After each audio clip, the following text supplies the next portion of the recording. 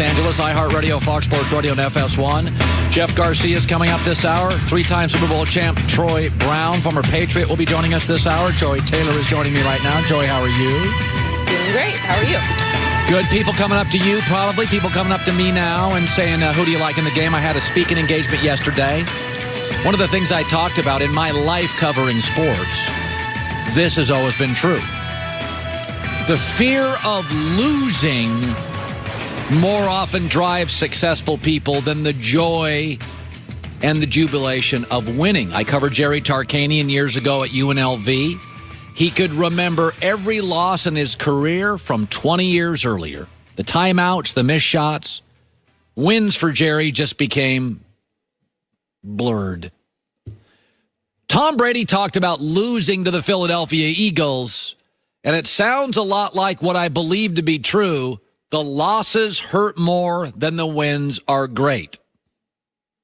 All these losses are tough. I mean, every one that you've had, you'll remember these forever. But certainly because it happened, just a year ago, you still remember some of those emotions as opposed to, 12 years ago when we lost in 2007. And I think, if you get to this game and you don't perform your best and you don't perform well enough to win, you kick yourself for the rest of your life. And I don't think anyone wants to go through that. The whole point of this week is to win the game. And if you win it, you'll have something to celebrate for the rest of your life. And if you don't, it'll be some mental scar tissue that you have to deal with for the rest of your life. Yeah. The losses hurt more than the joy you gain from wins. Emotional scar tissue. People keep coming up to me and saying, hey, who do you like in this game? And I say the same thing. It's hard not to like New England because let me give you over the last 3 years with these same players mostly. Sony Michel's obviously a nice new dynamic running back for New England. Last 3 years, they've scored 34, 30. These are just the playoff games, folks. These are just the playoff games in the Super Bowl. 34, 36, 34, 35, 24, 33, 41, 37. That's against the best coaches, best defenses. They are averaging 34 points and 471 yards. A little more if you count Super Bowls and divisional because they have a bye before each. But here's the thing. Sean McVay and the Rams are 5-1 in shootouts. When you think of the Rams, you think shootouts. They're uniquely built to win shootouts. And one of the things I think people are forgetting, Las Vegas, their opening lines in all the casinos, the Rams were favorites.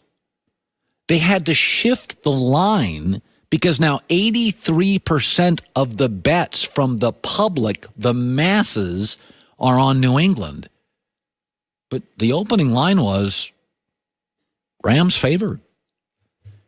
When people say, who's going to win the game, I say it's hard not to take New England, but the brand of the Rams is high-scoring, winning shootouts. They're 5-1 in games in which both teams score over 30, and Vegas had them as the favorites before the overwhelming majority of the public and the public money came pouring in on New England. I think this is interesting. There are obviously different ways to win in sports. There are certain principles. Hard work wins in every league. Draft well, don't overpay for players, works in every league. But I do think it's very interesting what is happening. Boston is considered really one of America's academic cities. It's the home of Harvard, the Sloan Analytics Conference, MIT, 50 universities. Boston, all their sports have been early adapters, very analytic driven. Now, I'm not saying they don't go get stars, Kevin Garnett, David Price to the Red Sox. I'm not saying they won't go get an occasional star. They're facing in this Super Bowl the Patriots from Boston, Los Angeles.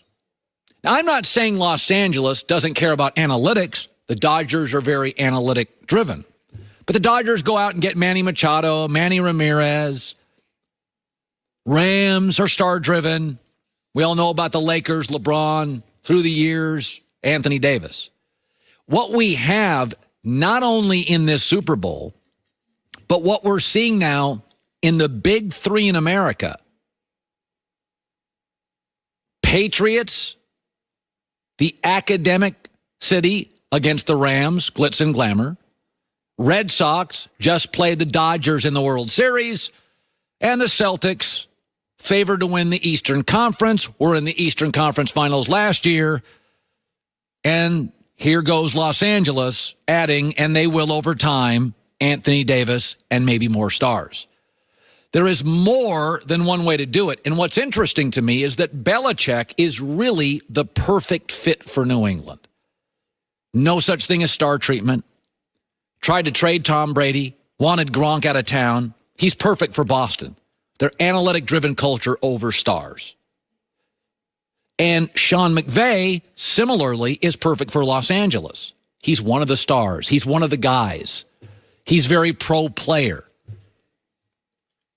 Peter King told a story yesterday. He lets his young quarterback sometimes override him on the biggest plays of the game he did against the Saints. The original play, you watch Brandon Cooks go up, now he goes out. And that play, Brandon Cooks was supposed to go in. Before this play, Jared Goff had told Sean McVay on the sidelines, I'd rather have Cooks go out because I think there's going to be too much traffic in here. I don't want to layer the ball over Cooks. I want to fire it to him. And McVay goes, well, not what I would call, but I trust you. Let's run it that way.